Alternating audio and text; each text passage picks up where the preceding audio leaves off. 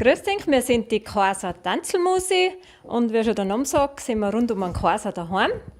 Beim Hackbrettel sitzt die Anneliese, der Michi, der Zugin spielen, der Reinhard, Klarinette, Saxophon und Zugin, die Christine, Basstrompete und Bass, beziehungsweise Tuba, und ich sitze an der Harpfen.